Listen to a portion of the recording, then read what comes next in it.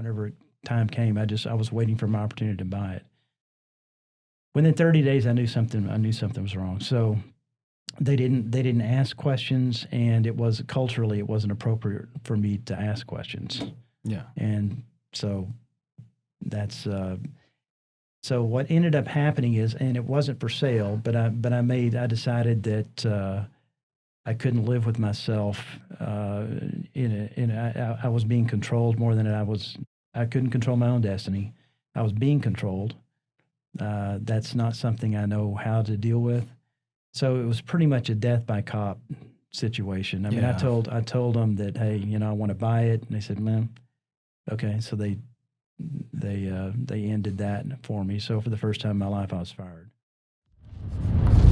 Welcome to Winning Strategies Playbook, the podcast where we welcome business leaders, CEOs, and industry experts to discuss the rise to the top, building wealth, and real estate insights. Here's your host, Jeremy Spann. Hello, Jeremy. How are you doing, sir? Awesome. Well, welcome to our podcast, Winning Strategies Playbook. And you like that name? Love it. We can thank the great Aaron Greger for coming up with this name. So to start off, I want to give a couple of shout outs. Okay. Aaron Greger with Innovation Media Enterprises. She's the one helping us put this podcast together. She's been awesome. So if you're out there trying to build a podcast, reach out to Aaron. We're going to put their contact in here. And I came across Aaron through Rebecca Bridges, who's managing City Central here, this shared workspace area. I knew Rebecca from the Fort Worth Club when she was on membership, and then me being on the committee there. And she transitioned over to here, was giving me the tour, and I saw the podcast room and made some magic from there, and it's been awesome. And then the third love goes to my father-in-law, James Van Hook, because last night when we were at dinner, he said, if you're going to do any speaking, you got to have a joke. So we're calling this the JVH, Joke of the Day. So what did the ocean say to the other ocean? What did the ocean say to the other ocean?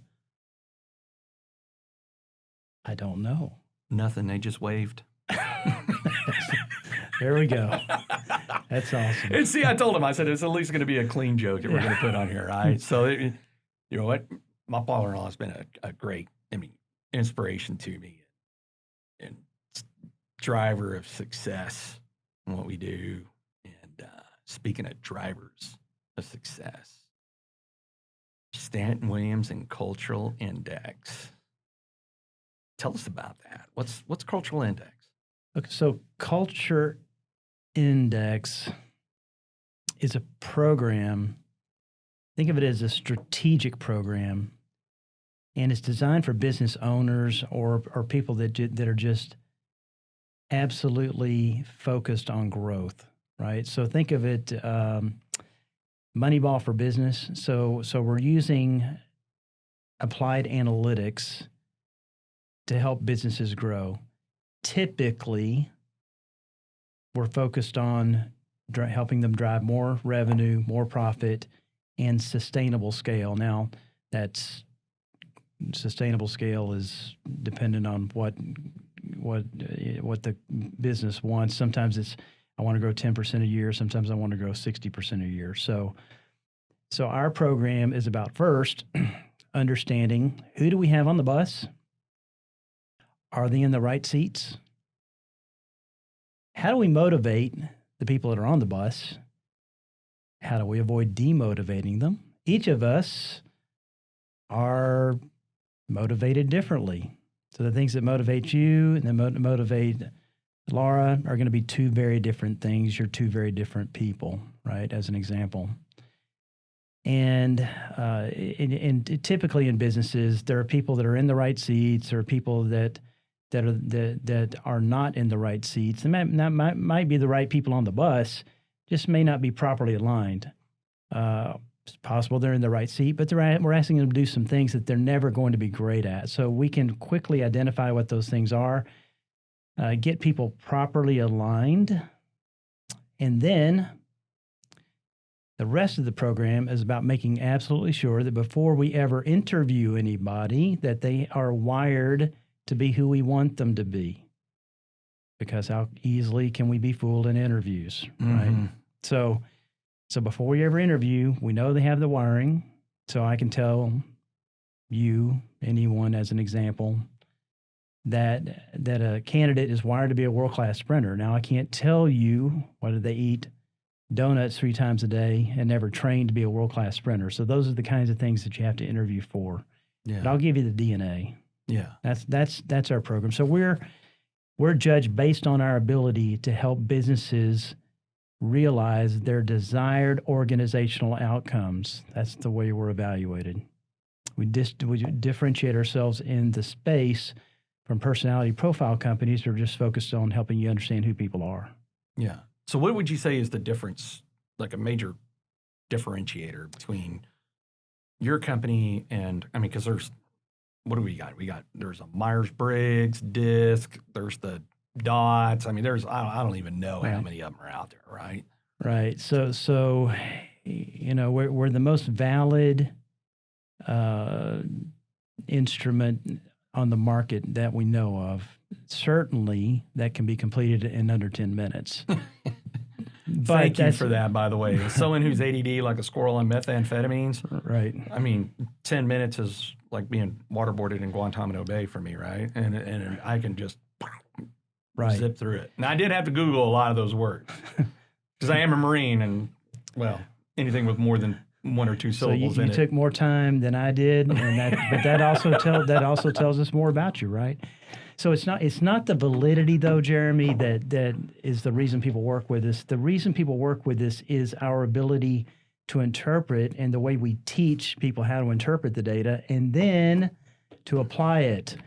Yeah. So the knowledge transfer by itself is not particularly valuable. Interesting, but it's the application of that knowledge to help people grow or help organizations grow. That's the magic. When I tell the story when I was a client before I started doing this, and I learned some things about my employees that blew my mind. I went back. That was a Thursday, Friday, had a weekend. Get back. I didn't apply the knowledge. I got right back to what I was doing because I was behind. I'm busy, and I started realizing that I was recognizing passive aggressive tendencies from my number 1 employee. Well, that was very annoying for me. Why would he treat me like that? I own the business. And then I had to reflect, Jesse is a nice guy. Why would he be doing that? I reflected upon my training and realized that I was the cause. So I had to go apologize and make things right. So that's that. When this knowledge is applied, we move mountains. Yeah. So are you referring to when you owned V-Rooms? Yes, sir. Okay. All right. Well, let's talk a little bit about Stanton.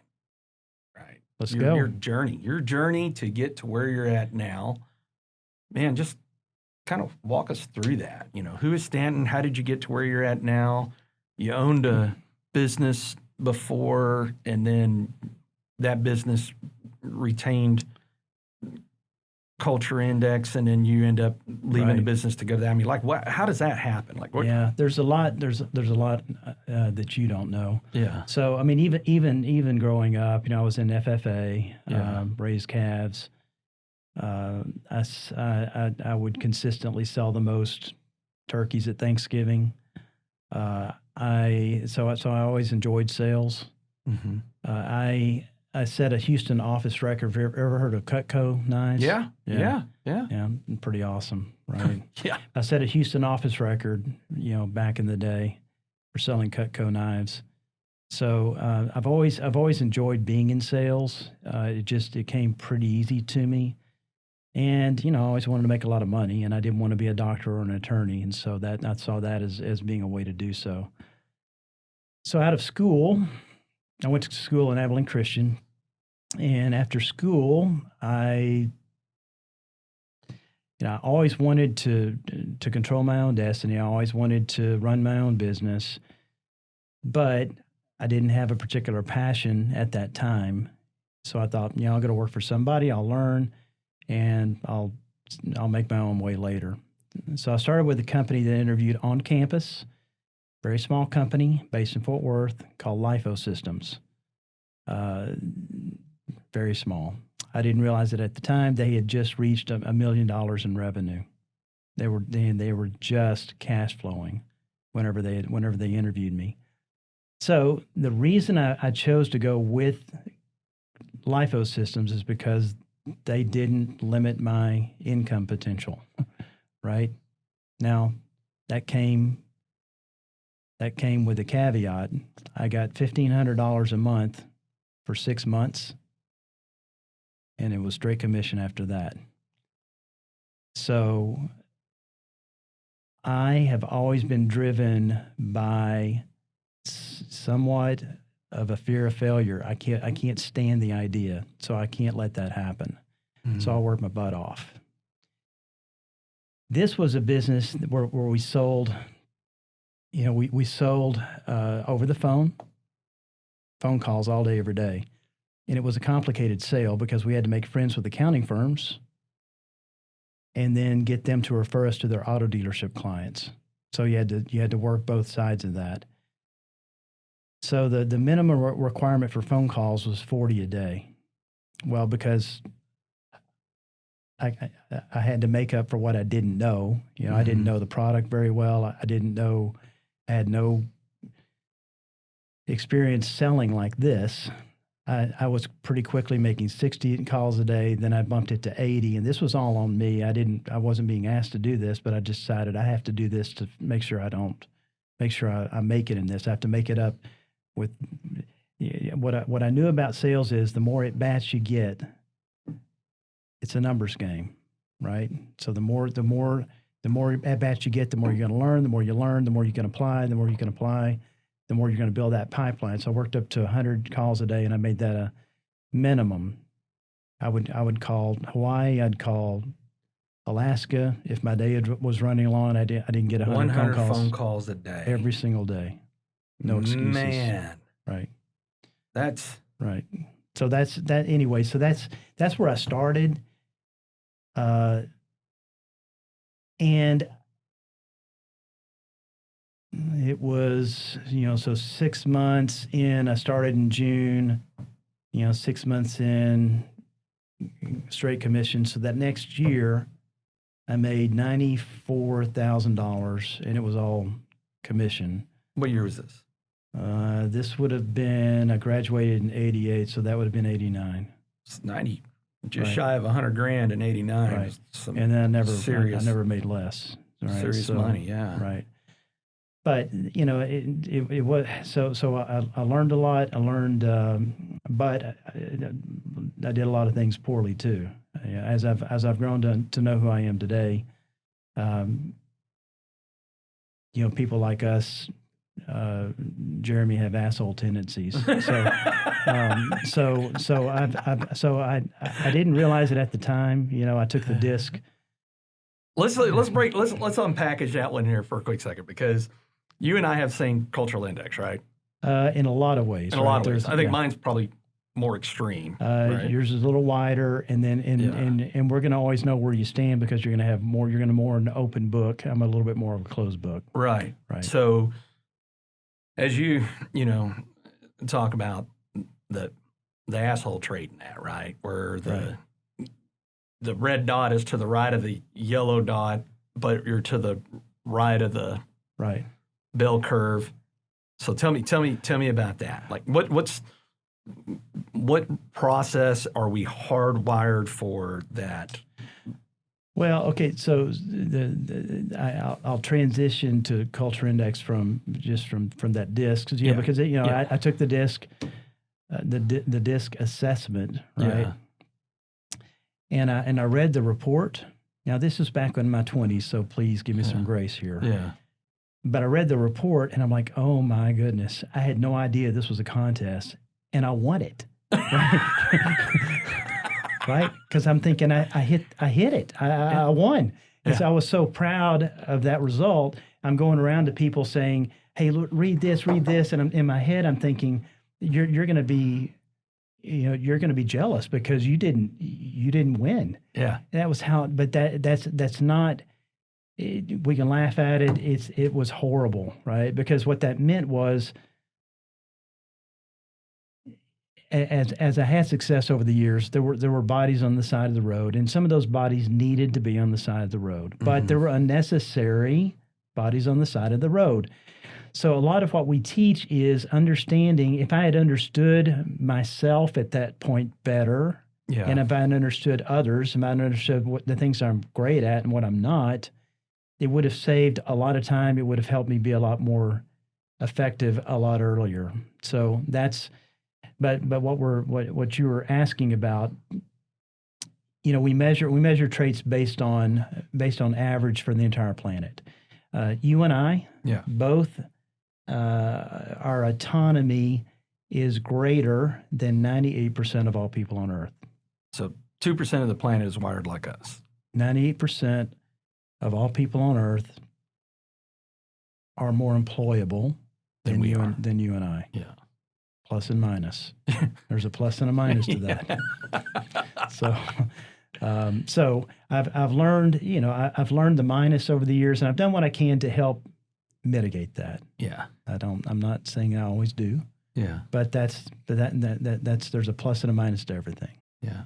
I like to call it is when competition arises in any conversation, if it's about winning or being friends on Facebook, I'm going to have to come and apologize to you later, because that competitive drive, that high autonomy, and the fact that my A trait, for the listeners out there, reach out to Stanton, let them do a survey for you and break it down, and this will make a lot more sense. But my A trait, my autonomy, and my pace, my C trait, are as far from each other as they can possibly be, right? They can't go any further. I mean, they're on opposite ends of the spectrum. Correct, right. So my clock, and it really made sense to Laura, right? Like there's a lot of things that have saved my marriage, and cultural index was one of them, because she's wired completely opposite of me, right? Yeah. She's a 100% opposite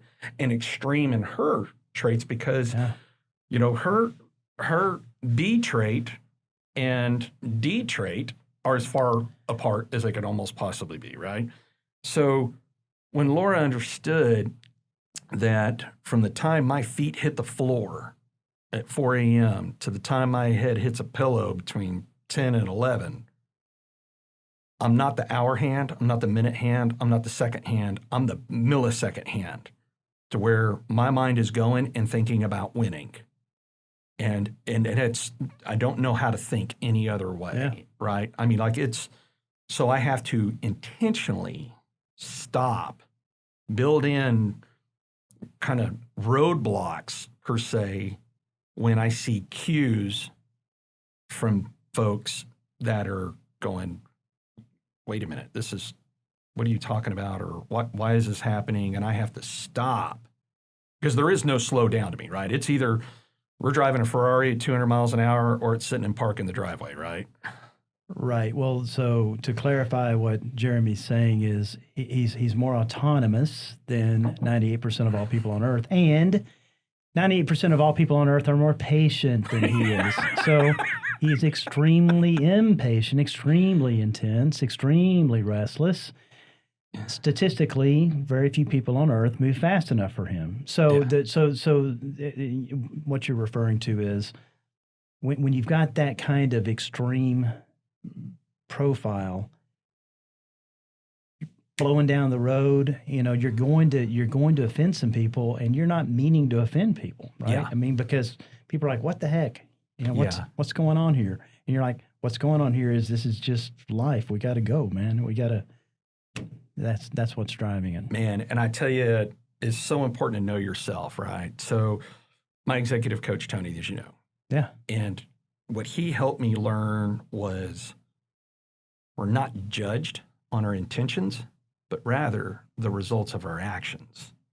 Because if we were judged on tensions alone, I mean, I'm one of the greatest human beings ever walked the face of the earth. But if you look at my results, you know, like you said, body's on the road, because when those competitive juices hit, I mean, I'm dialed in. Like, I am so hyper-focused to where once I learned that about myself, it made sense, because when you articulated to me that where most people's heart rates go up when chaos is happening, my heart rate actually goes down, which was really funny, you know, because between spending almost 26 years in the Marines and police department, when gunfire was going and most people would get excited, I actually got calmer.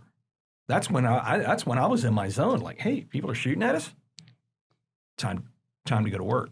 And, you know, and which is not any environment I would recommend to go test your abilities, by the way, but it made sense. And then for Laura, who's opposite, where she's absolutely, there's only one way to do things, and that's the right way and one way.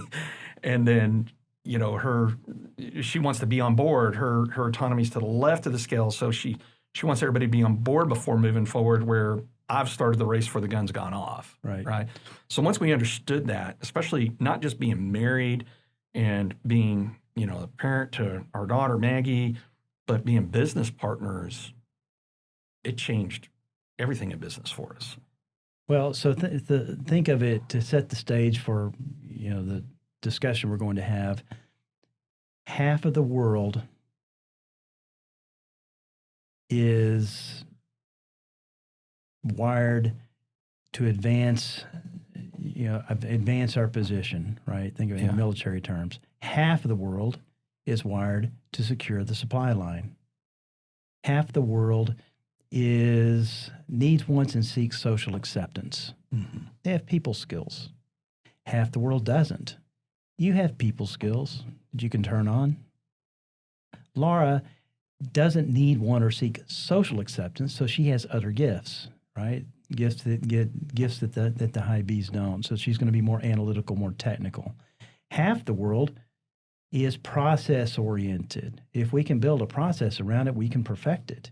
Mm-hmm. If it's repeatable, it's perfectible. Creatures of habit.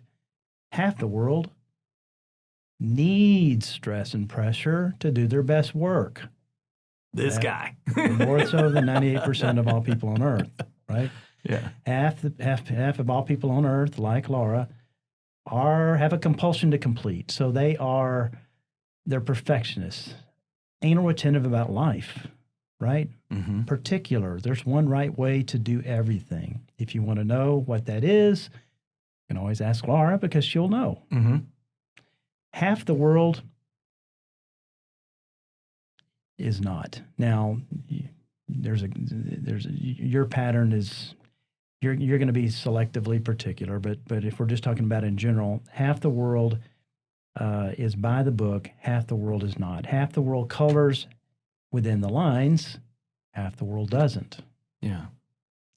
And so it's a matter of understanding what drives each of us, because our traits are set early in life, nature and nurture, by the age of 12. And a lot of psychologists are going to say, yeah, well, it's actually between the ages of 4, 5, and 6. Mm-hmm. But our traits are set early. Once they're set, they're set. They don't change. So that's what we'll do. We'll understand who people are to make sure we're getting them properly aligned, because we can, you know, I could buy you, Jeremy, I could buy you books. I could send you to seminars. I could send you to therapy, and you're never going to be Laura, right? Or and the opposite. Trump is never going to be Sanders, who's never going to be Trump, right? So because we're just different. Wired different. So here it is. You're making just shy of $100,000 in 1989 in sales. So you like that sales.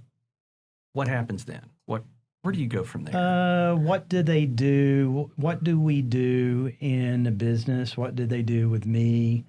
I was very successful, and so what felt right? What felt right was, well, we'd like to replicate this. So let's make him a player coach, because he can help teach others what he's doing.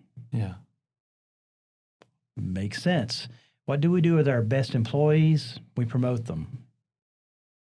According to top grading, they're successful in that role 25% of the time, or they're an A player in that next role, and we promote them 25% of the time. 75% of the time, we give them knives, and they're like a kindergartner running down the hall at school with sharp knives. Now they're cutting others or cutting themselves.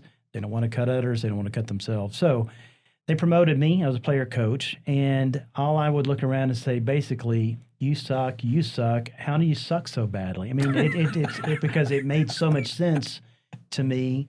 And so, I don't have to tell you, I have to ask you how effective a leadership style that is. Again, I was in my 20s. Yeah. So that was part of the collateral damage that I was referring to. So, but so pretty quickly, it was pretty much me and one other salesperson, and we went through a lot of people that really weren't. We had no way to identify, the kinds of people we needed for this effectively. We were using DISC, but it wasn't really helping us. So over time, what I'd mentioned was whenever I started, the company had about $1 million in revenue. Now, they didn't tell me this. They didn't tell me that. They didn't tell me that they were barely cash flowing, for obvious reasons. But that was when I started in 88. In 98, we had grown to, these were professional services, right? We were selling ideas, and we were selling, we would do the work, print the book, send it out. This was consultative sales. So we'd gotten it to $4 million in revenue, $2 million in profit. Wow. And so it sold to a public company. I had some ownership. So I had a small little exit there. And then within a few months, the leadership that had been there left. One, well, I'm just going to leave it. They weren't there after within a few months. Right. So they made me president, and that was in 2001. So we sold at the end of 2000. We 98 to the. By 2001, I was made president. Okay. Right. So that's when we started to grow, because I'm like, we have to grow. That's the wiring. You know the wiring. Yeah. It doesn't mean you're always going to do it right. It just means that you're going to go. Yeah. Right. So what I decided to do, we were selling sophisticated federal tax consulting ideas through accounting firms to companies, right? Mm-hmm. And so what I started doing is understanding what are the largest accounting firms, what kind of services are they offering, and we just started copying those. Yeah. So we would hire people to do that, and then we'd move it through the channel. So we grew it. We grew that to 15 million and 5 million in EBITDA. Wow. And we'd gone through a number of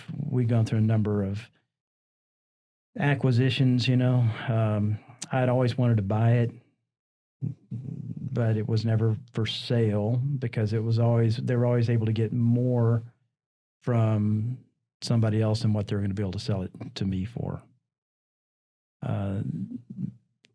To finish this part of it out, we were bought in 2011 by a company that was based out of another country that had a very different culture. Yeah. And 30 days into it, I knew that this was not going to be good. How much do you like being controlled, Jeremy? Okay. So I don't like being controlled either. So you say, well, how in the world did you work for this company for this long? Well, I felt like I was controlling my own destiny. They left me alone. The problem looking back was I made too much money, right? So you've got some golden handcuffs. Mm-hmm. And instead of realizing really basically what's happening, it just happens over time because I always just knew I could buy it. Whenever time came, I was waiting for my opportunity to buy it. Within 30 days, I knew something was wrong. So they didn't ask questions, and it wasn't appropriate for me to ask questions. Yeah. And so that's so what ended up happening is, and it wasn't for sale, but I decided that I couldn't live with myself. I was being controlled more than I couldn't control my own destiny. I was being controlled. That's not something I know how to deal with. So it was pretty much a death by cop situation. I mean, Yeah. I told them that, hey, I want to buy it, and they said, man, okay. So they ended that for me. So for the first time in my life, I was fired, and that set me on a journey. So I'd always wanted to own a business, and one of the things the thing that I did best at LIFO Systems that became Source Corp and is now Source Advisors is because of the mistakes I made early on, thinking that I had hit the lottery, I mean, in the hurt that ensued, I learned from that. And I realized that I wasn't everything. I realized a lot of things I'm not. And that whenever I attempted to be those things, I didn't fool anybody. I didn't fool myself. I didn't fool anybody else. So the key to my success in growing that business was identifying people that had strengths that were different than me, getting them properly aligned, and giving them enough rope to hang themselves. Right? Because I'm not a micromanager, and it worked. It worked very well. I say that because that's the key to everybody's success that has success. I mean, in a business like that. So, but when you strike out on your own, if you can't replicate that, if too much of it is on you, Yeah. And you don't have the team around you to apply the brakes, Jeremy without Laura is not going to be as effective as Jeremy with Laura. One couldn't agree with you as an example more. It's funny. I made a quick note here. Is by design, I'm a great owner of businesses, but also by design, I'm a horrible manager. I'm a horrible boss. I'm a horrible decision maker because those require elements that are not my strengths. And Cultural Index helped us figure that out, through the help of you, the help of Tony, the help of what I call my my 5 people that are in my close network that I rely on to give me advice on stuff. And and it was really kind of a hard pill. It was a bittersweet pill to chew on, which was remove me from all decision making, because the autonomy control side of me was like, no, kind of territorial. This is mine. But if it was left up to me, like I was gonna run the wheels off of this thing. Yeah. And so taking me out of the decision making became such a relief for me, is being the driver of the vision and where we're going, and then trusting the people that work with me to do all the things that I'm not really willing to do, allowed us to just, skyrocket. You've seen, when I got my real estate license it was about October 1st of 2016, and Sotheby's had bought Laura's company. She and her mom sold to Sotheby's. Sotheby's came in, they'd bought 3 real estate firms in Fort Worth. Laura agreed to stay on and manage, but she could still list and sell.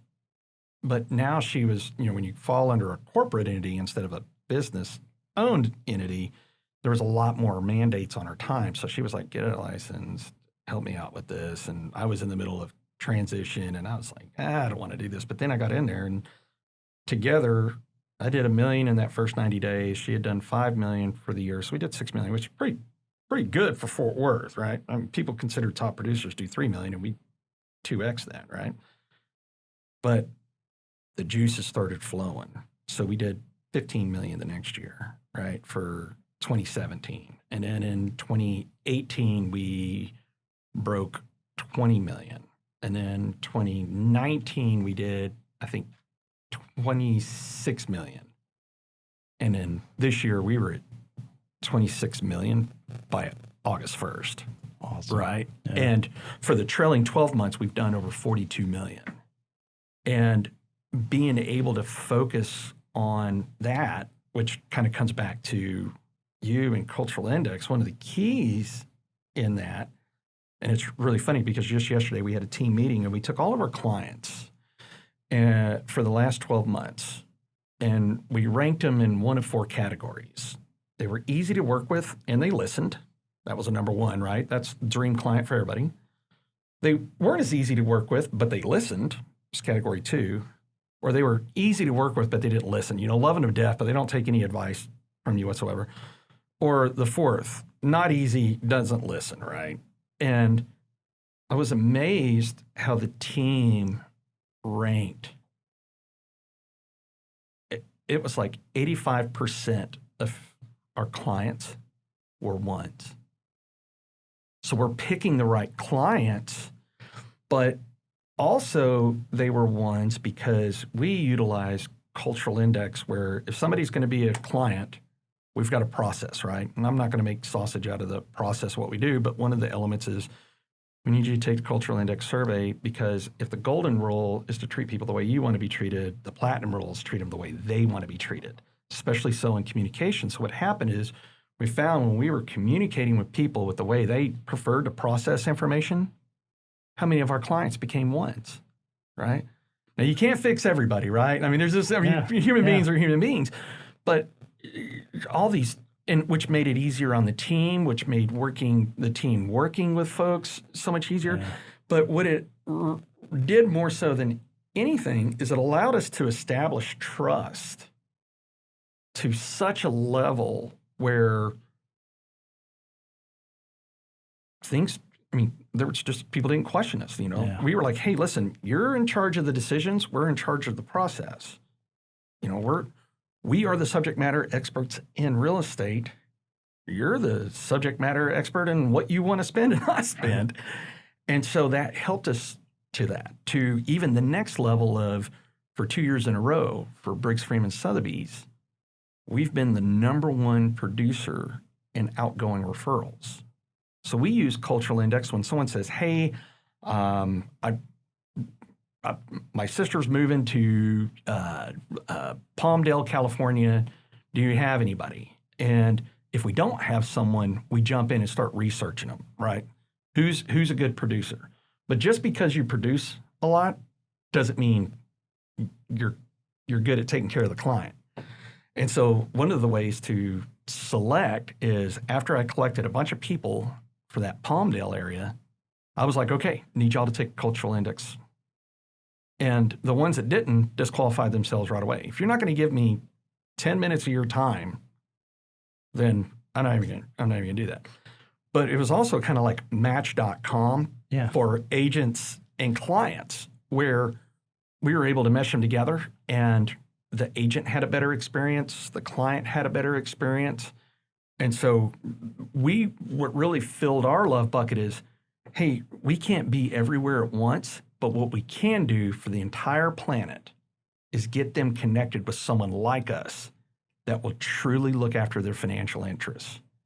And man, that just fills my love bucket because real estate is an industry that has lost the trust of the consumer over the last number of decades. When you had to have a real estate agent because they were the only ones that had access to what was for sale or not, that was it. Now, I mean, anybody with a smartphone knows what's for sale, and being able to reestablish those trust links in an industry that's lost it is just, man, it's exciting. Yeah. And cultural index plays that huge part into it, right? You know, like it's like you're like, I want to win, but I don't want to leave bodies on the road. But that's just naturally what's going to happen sometimes, right? You know, because we're so focused on the win. Right. All right. So sorry to segue there. So you buy this business, right? Yep. What happens from there? Interestingly, and I don't think you know this, but I had met Michael Hall with Culture Index back in 2013, and we were both in between.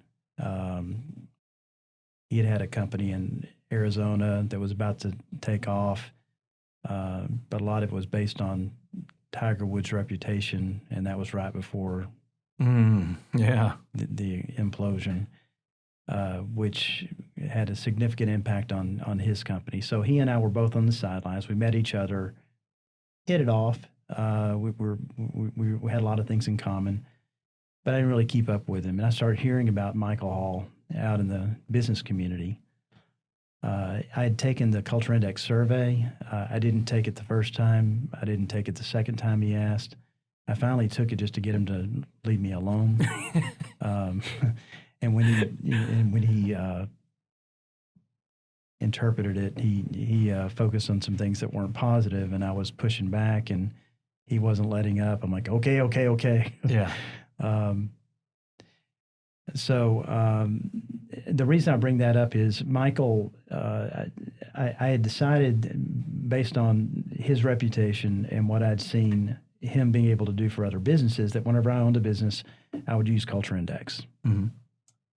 The reason I decided to do that is I had always liked using instruments, right? But none of them taught me the psychology behind what made humans tick. I didn't understand. So whenever I'm equipped with that, I'm smart enough, I'll be able to use that knowledge to help me make decisions, but nobody else was giving me that. So I thought, that's what I want. Yeah. Now, before we bought this business, he surveyed my partner, soon-to-be partner, and he looked me in the eye and he said, "Don't do it." Well, again, how much do you like being told what to do? So somebody tells me not to do something. Challenge accepted. Right. So, but there were reasons he said that. Now, I am hard-headed. And I always know I have confidence in myself. I just know I can always overcome. But the reason I bring this up is that conversation he had with me haunted me, because that partnership was never going to work. And she was an owner-operator, and so we bought it together. And a lot of what I based my decision to buy was on her belief. It was a sincere belief that that the company just needed to be, we needed to focus on sales. She believed, therefore I believed, that there was a lot more opportunity for growth in the market. What I found out pretty soon after I bought it is that it's a saturated market. It was commoditized, so it didn't really matter what you did. It was the buyers considered it to be more of a commodity. Mm-hmm. So I immediately started trying to find ways to decommoditize it, and pretty innovative ideas came along, which are no need to get into now. But so I got to a point where I decided that I decided to work with her to say, hey, why don't you take this, because you're really passionate about it. I was never really passionate about it. I'm passionate about growth, but I wasn't passionate about that business. And so I exited, and as a client of Culture Index, I surveyed everybody. I surveyed vendors. I surveyed friends. I surveyed anybody would take the survey. Some people wouldn't, as you know. A lot of people do, and so it would give me insight, and I was just fascinated by that. So I thought, and I watched how Michael, my advisor, was helping people solve problems that I needed to solve as a business owner. And he's doing it for a lot of people, and he's having a whole lot of fun, and he's meeting a lot of people that are that are ballers, right? Yeah. They're really going. So I thought, and he's doing well financially, and I thought that I looked around, because what I really wanted to do, what I still love the idea of doing is growing a business. That scratches my itch. But I was over 50, and most people aren't holding out the keys, even though I know I could do it way better than them. They're not holding out the keys saying, "Hey, why don't you come run this because you can do it better than I?" So, and at that point, I'd used some of my capital to be able to have some of those freedoms. So I decided to do this with Culture Index, and so it's been an incredible learning experience. It's been better. It's really been better than going back to school. Because the things that I've learned, they don't teach. I can't believe what these guys figured out, what Gary Wallstrom, the founder, found out many years ago, and that's who this is all based on. So that's it's given me insight into humans. It's helped me help people. It's helped me. It's helped me help people grow. It's helped me help people that are great people that are having leaders. It's helped me figure out how to help born leaders transition in, or born managers transition into true leaders. Really, that's what it is. By treating people like you said. Yeah. The way they want to be treated. Based on the way they want to be treated, not your impulse. Man, and it's just such an epic event for us because, again, I'd rather be judged on my intentions, but it's the results of the actions. And here's the thing. All right. In Texas, to get a real estate license, it's 100 questions, multiple guess, of which I think you only got to get 70 right. And you got a 25% chance of getting every one of those questions right. So there's no need to, you don't need to be a rocket scientist to get a real estate license. Right. And what I learned early on was it's not real difficult to pass a test that you're going to be advising people on the largest financial purchase of their life. And there's some really good agents out there.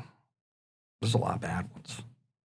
And I know that because I deal with them literally on a daily basis, where I kid you not. So here's an example.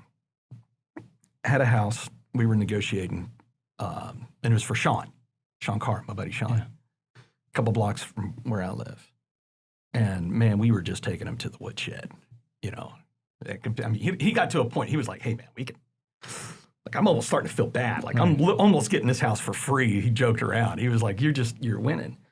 And so there was a roof issue. And so on the roof issue, we were negotiating through it. And the agent called me, and she was crying. And I was like, what? I mean, why, the first, I was sitting there thinking, did that asshole trade come out? Did I say something? And here's what she said. "You don't understand. I need this deal to close because I have to pay rent." And I was thrown back by hearing that, of going, wait a minute, are you representing you or your client? Right?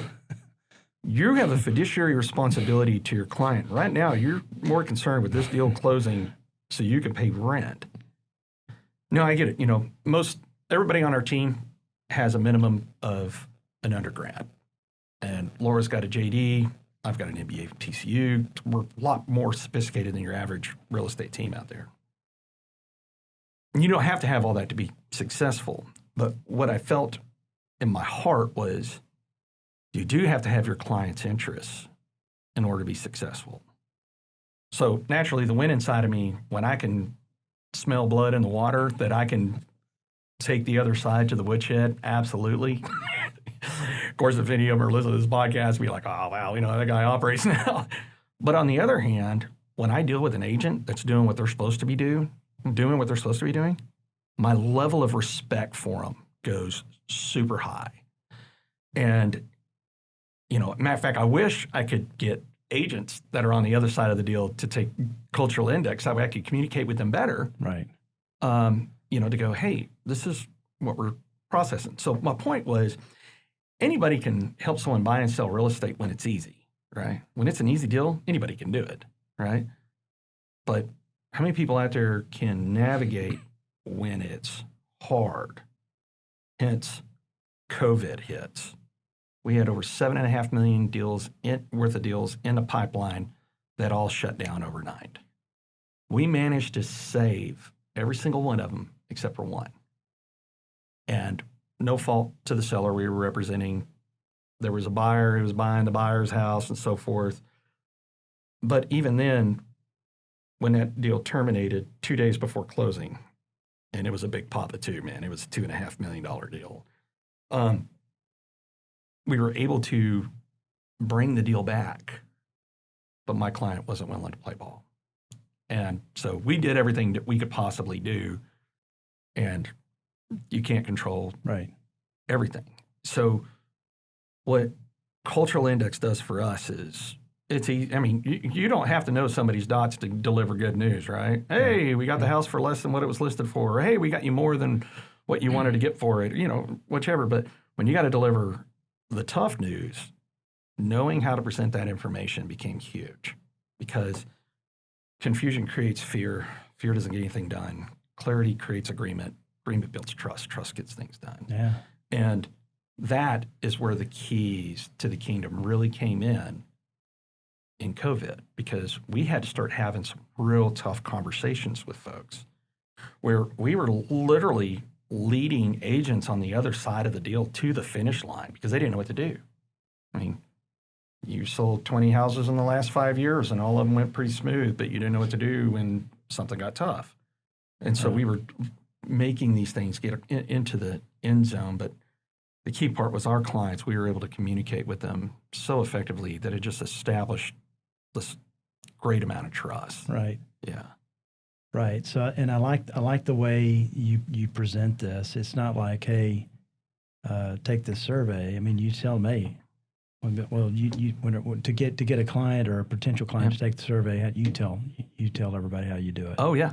When they come in, I go, hey, listen, golden rule: treat people the way we want to be treated. Platinum rules: treat them the way they want to be treated. Communication plays a large part of that. Spend 10 minutes on this survey, and I can communicate with you the way you prefer. And you don't get kickback. Right? Don't, yeah. And then pushback. What we've learned is the few that we went ahead and took as a client turned out to be monster clients. Right. That we were like we've got a process now that part of that is, if you're not going to take the culture, if you're not going to give me 10 minutes of your time to take this that way, I can be more effective for you, then I'm not going to waste my time with you. Right. Because what you're doing is you're indicating that you're going to make this really difficult on me and my team. And for us, trust is the currency of business. I mean, it's one of my favorite sayings, right? But with a client, we have to have that value exchange. You have to want to work with us and trust us, just like we want to work with you and trust you. One-sided is lopsided. Lopsided, you're in the convincing business. I don't have the time and energy to convince somebody of something, just like I don't have the time and energy to be convinced of something. So as long as we've got that, we're good. We can move forward. And the value proposition in that is, we're 100% going to make sure your financial interest is on the forefront beyond anything else. Cultural Index has helped us do that. So I've got a attorney client that won't take a client without getting a survey. Yeah. And we can measure, and you do the same thing. You can measure what we call an avoidant response. Either someone not giving us enough information, or saying they're everything to everybody. And so if he gets that kind of response, he just won't take the client. So if you're not willing to just tell me who you are, then why would I want to work with you? Yeah, Right? I mean, since May, we've turned away over $4 million in production. And somebody was like, I can't believe you're not going to take me as a client. Go, man, I like using individual. I want it to stay that way. And I can tell you right now, if we work together, I don't know how you're going to feel about me, but I know how I'm going to feel about you. And I really don't want to go there with that, right?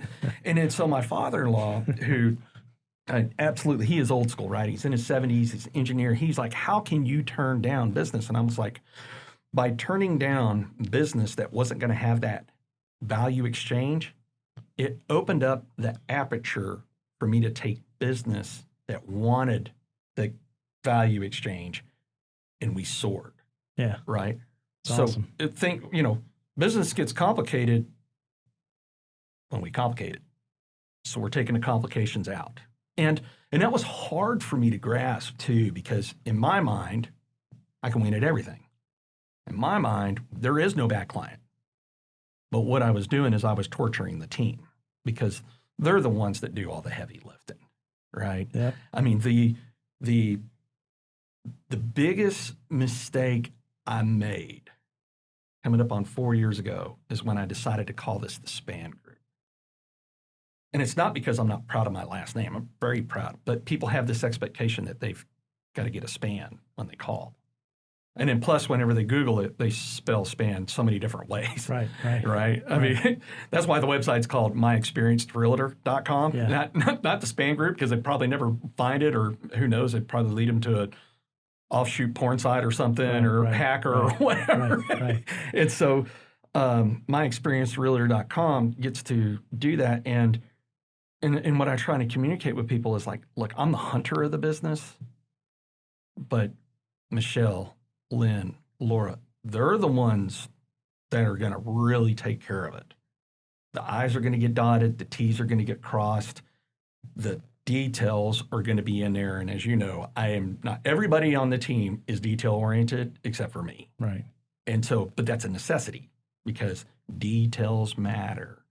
And so now as we've gone along, we're trying to create distance of people just thinking solely Spann, because I want them to go, whoever picks up the phone is going to take care of me. Right. And the last name does not matter. And the more we've gotten away from that and concentrated on the focus of who we wanted to work with, and it's great. My team, much happier. Awesome. Yeah. I love that. Yeah. So, all right. So you mentioned something earlier, and it's actually one of my favorite topics to talk about. You're like, fear of failure. So let's talk about failure. Like, I like to believe, and this is my perspective, people that are highly successful didn't bat 1,000. Right. They got up to the mound, had a lot of strikes before they hit home runs. So a lot of people are scared of failure, right? But it's actually what we learn out of those failures that we learn about ourselves that get us to that next spot, right? Right. So I want to make this. Thank you for asking. It's not that it's not. I've never been afraid to take risks. Yeah. Right. I've been afraid to not take risks. So I mean, I've been too risk. In hindsight, I've been too risk oriented. But once I'm in it, I will not. I don't want to. I'm not going to fail. So then I'll do whatever it takes to win. Right. So that's there's a difference in being risk oriented versus, and so. I remember whenever I left what's now Source Advisors, I didn't want a job. People are like, "Well, are you interviewing?" I'm like, "Nah, I don't really want a job." I'm like, I don't work for anybody again. I mean, that didn't, it didn't end very well. I worked a lot of years, and so that's what that set me on a course. So I mean, I did a few things. I worked with a startup. It was a mobile app idea. But I remember thinking and even telling people, what scares me is to look back and say, I didn't take risks. Mm-hmm. I don't want to say that. That's not me.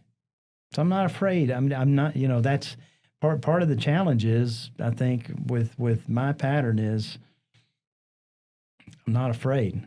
because I have confidence in myself. I just know, and that's good. The challenge is we have to make sure that when we're making a decision that we clearly understand the market, because one of the things I understood is the market is more powerful than I am. Yeah.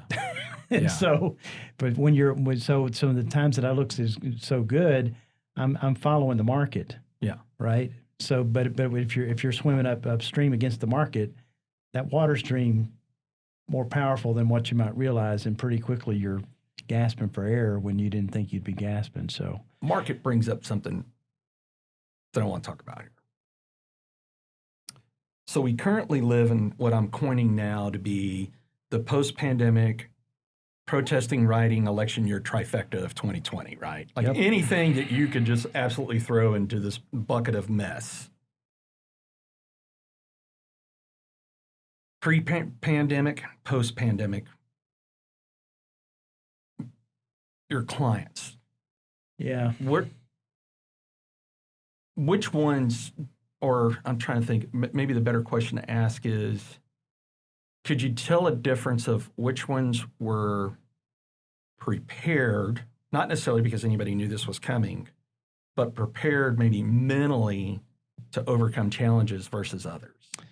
And have you seen differences in how these companies are operating? Yeah. in this There new were world? there were Yeah. two there were a few things. You know, the more diversified the client base for our customers, their customers' client their client base is, the better. So we had a company that was just going gangbusters. They were growing year over year, setting records, and they sold furniture to cruise companies. So Yeah. I don't know that they're still in business right now. Yeah.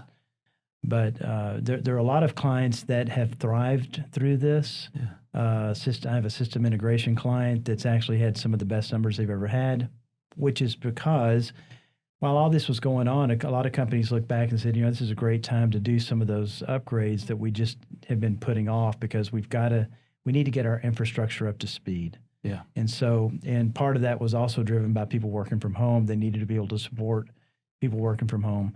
So it really depends on the business. It surprised me, even in your business, I was just expecting that home sales would really be tough, but you know, you guys have been having record months. Yeah. And that's because people reflect on, you know, where am I living? Do I actually like living here anymore? Because I'm living in it all the time, and I don't really like it so much after all. So I need a new place. A lot of the same thing has happened with marriages. You know, like, you know, what in the world? What am I doing here? There's been a lot of child abuse too, but Yeah. I'm chasing a rabbit. So, Well, let me ask you. Yeah. Let me interrupt you and ask you a question. From what you're seeing with your clients, is this work from home going to be a thing now? Good question. Yes, a lot of clients are finding that, you know, before they said, well, just working from home wouldn't work for us. Mm-hmm. And no one can say that that's the case anymore. So the new normal, we believe, is going to be that more people are going to be working from home, or at least having more of a flex schedule, right? Yeah. And that is going to have an effect on commercial office space. Now, I've got a client that's basically in the private equity space for real estate, and as you had suggested with the contraction, you know, everything stopped. Mm-hmm. I mean, the collective sphincter just closed, right? Yeah. But it's opened back up, and the markets are opening back up, and they're doing deals, and they're being very, very smart about which deals they buy. But they're moving some properties now that they had wanted to move, and but long term we do expect that it's going to have an impact on office space because people don't need as much space anymore. Yeah. Because if you can, then that's one of the largest expenses any business has, and if we can reduce that and not miss a beat and actually have happier employees, then better. Now, our clients are interested in knowing who's more likely to be able to deal with working from home based on who they are. We're able to tell them those things. I was gonna say with cultural index, you could probably walk in and go, this half needs to come to the office, this half can work from the house, right? Right. And it's kind of funny have you seen that Garth Brooks documentary on Netflix? No. Great, just to hear the successes and failures of, one of the most recognized country music singers on the planet, for generations and generations to come.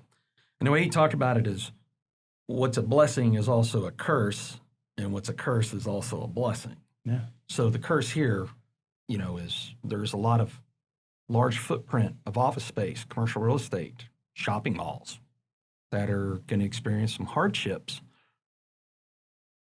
But the blessing out of that curse is people working from home sales are rocking because, like you said, is people determined real quick when you have a house that's 4 walls and a roof most of the time because you're not even there hardly, right? Right. But now all of a sudden you're there 24/7 for like 60 to 90 days. Yeah. You either were really happy with where you lived or you really weren't. Or what we've seen prior to COVID, if a house had a pool, it was 50-50 whether a client wanted it. Half were like, I don't want a jack with a pool. The other half like, yeah, it'd be great to have a pool. Now you got a house with a pool, it's gone. Because when you're stuck with your kids, you love your kids, but you learn you may not like them all the time. They want a swimming pool for them to be out there doing something with, right? Right. And it's just crazy, isn't it? It's just absolutely the buying behaviors, and I'll be curious to watch if these continue, as industries change. Where I also see a blessing that's going to be is smaller commercial space, right? Because people are still going to need office, and there's not a lot of smaller office space. So that's going to become high demand. So there's going to be wherever there's a brake, there's also a gas pedal, right? And so, Well, I've got one of my clients is, paying $50,000 a month in lease expense, and they haven't been there in, over 6 months now. Yeah. And before, people worked at the office. Yeah. So they'll have an office space, but they're not going to need that kind of a footprint. It had also been growing, and so they had just signed a lease to extend more space, and now they're saddled with that for a while. So it may take a while for us to see the effect in commercial real estate because of the lease terms, but there's going to be an impact. Yeah. No question. So you're a smart guy. I mean, when you called me and said, hey, take the survey on cultural index, I knew I was going to use whatever product that you called me and said, hey, you should try this because of my trust in you, right? And you've got a very good perspective on life and the economy and whatnot. So from your perspective, where are we sitting economically and where are we a year from now? Yeah, so both of us rely on data. Mm-hmm. I'm not big on anecdotes. So I don't personally have enough data points for me to be able to figure that out because I want to know. So what I do is I rely on people like ITR, Economics, the Journal, and no one can truly see the future, but it does look like there's going to be a V recovery, right? It does look like a V recovery. Now, what has mitigated some of that is that, some of our largest states are still shut down, and that's having an effect on not just them, but others. I mean, look at the size of the California economy, and if it's not humming, it has an effect on everybody else. Same thing with New York, same thing with, some of the states like Michigan. But even so, it still looks like a V-shaped recovery. So next year looks like it'll be, we're coming out of this. We'll be past the election. Politics are playing into this.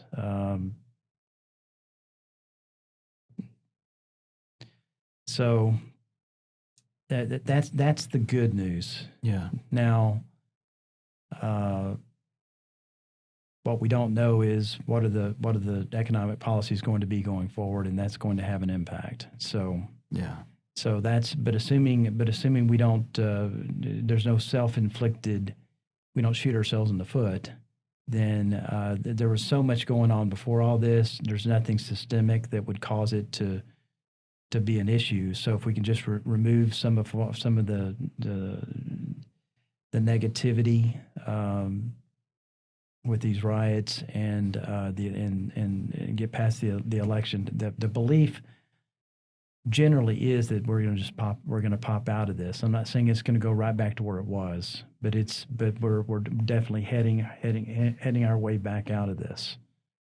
So I'm very bullish on it. Great. That's the way we'd all like to see it, right? Right.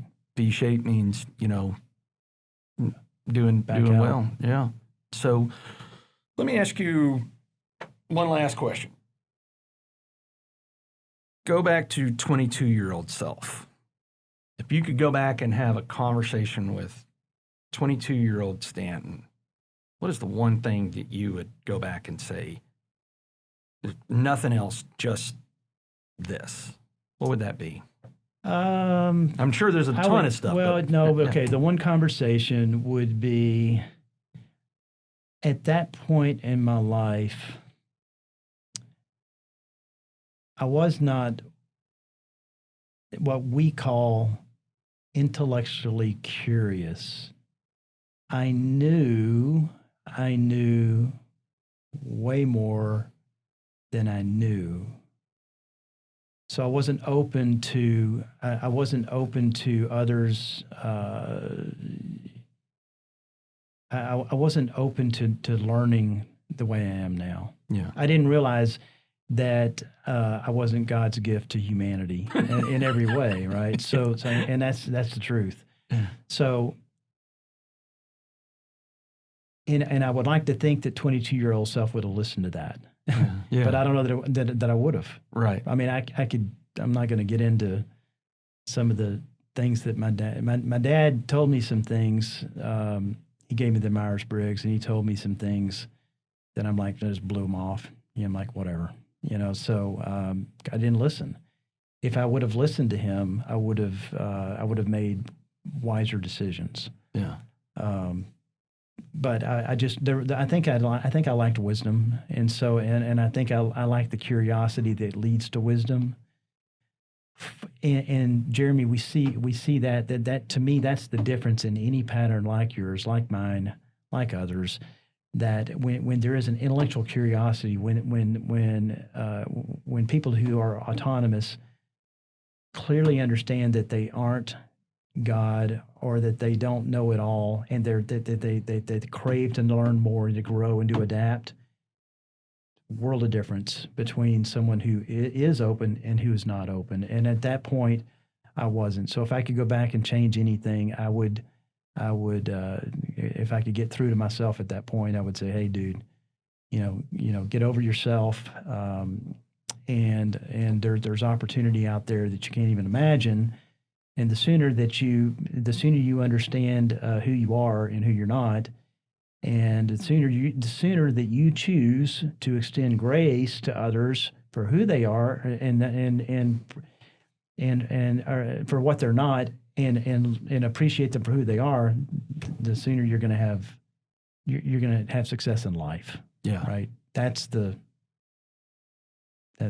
what it would be. I've definitely learned that about myself is if you want to communicate with me, don't talk to me, ask me questions. Right. That's the better way. I mean, my wife's got that down to a point. Like if she wants me to know something, she'll ask a loaded question, and I'm like, right. You know what's going on. Well, man, thank you for so much for your time, coming on this podcast. So someone's looking to, get some cultural index. How do they do that? Right. Website, phone number, what do we got here? Right. The website's cultureindex.com, and anyone that looks at the website, you're going to notice it's not particularly impressive, and that is by design. We're not big on selling. We're big on demonstrating. So our brochure is what we call a demo. So what we'll do is we'll survey. Starts at the top. We'll survey the leadership team. We'll survey. It's really up to any company. Ask them to survey people that are A players, regardless of position. People that are doing great, and people that are struggling with the workload that's been assigned. So the survey will help us understand who's who, and it'll tell us why they're struggling and then why they're doing well, who's properly aligned, who's not, and why. So that's what we do. That's my brochure. The more I'm doing that, the more opportunities I have to do good in the world. And a percentage of people that go through that process are going to look at it and say, "Well, how'd you nail it? How'd you give me this kind of insight? How can I use this to help me win?" Culture it's S Williams at cultureindex.com, 817-480-7557. Give me a call. We'll get you a demo. We're going to have you on the website as well. So, I mean, we're posting the podcast on both YouTube channel and the podcast channel, and on the website we'll have down there where anybody out there that wants to get a survey, man, just reach out. It'll help you change your life. In my opinion, I'm a big fan of cultural index, as you're well aware. And I mean, for anybody out there looking to buy and sell real estate anywhere on the planet, guess what? When you go to our website and you fill that out and you get a phone call from me or one of my team members, we're going to send you a cultural index. That way we can do that match made in heaven for getting you the person that's going to represent you the best. So thanks again for coming. Awesome. Thank you. Yeah. Winning Strategies Playbook, man. Strategy and winning.